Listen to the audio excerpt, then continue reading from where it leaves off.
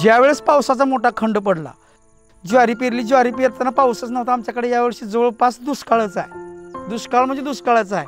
ज्यावेळेस मी शेताकडे गेलो, मी बीज प्रक्रिया करून लावण सुरुवात केली आणि ही लागल्यावर त्यावेळेस वडील आले शेताकडे आमची आणि वडील म्हणाले अशी कुठं पद्धत असते काय लावण्याची। म्हणजे माझी निवड झाल्यानंतर आम्हाला काही शेतकरी, आमच्या गावातील काही शेतकरी आणि मी स्वतः आणि आम्ही शेतकऱ्यांना अभ्यास सहल नेले आमची भूम परांड्याला। ह्यांनी सांगितलं की बाबा आम्ही जैविक शेतीवर आमची संस्था काम करते, पाणलोटावर काम करते। 4 जुलैला पेरणी केल्याने त्याच्यानंतर पहिली फवारणी मी दशपर्णी अर्काची केली होती आणि दुसरी निंबोळे अर्काची फवारणी केलेली होती।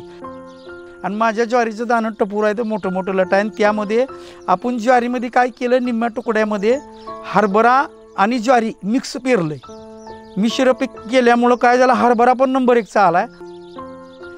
मी स्वतः गांडूळ बीड पहिल्यांदा घेतलं पत्नीच्या नावे आणि 2 किलो गांडूळ असं तुम्ही सोडले आणि 45 ते 60 दिवसानंतर पहिला फेर माझा गांडुळाचा निघाला। मला अर्धा टन खत निघालं त्यामधून आणि ते खत मी माझ्या स्वतःच्या शेतामध्ये वापरलं।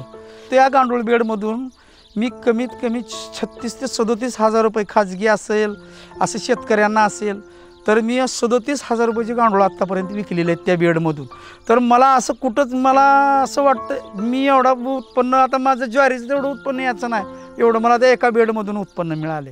रोगच होऊ द्यायचं ना आपल्याला, रोग झाल्यावर त्याच्यावर इलाज करण्यापेक्षा प्रतिकारशक्ती वाढवासाठी काय करावं लागतंय, ही दशपर्णी अर्क फवारल्यानंतर आळी मरून जाते आहे, परंतु आळी न होण्यासाठीच ही दशपर्णी अर्क जर फवारलं तर ती आळीच होणार नाही। त्यामुळे त्याच्यावर पुढं होणारा जी रोग आहे ती होणारच नाही।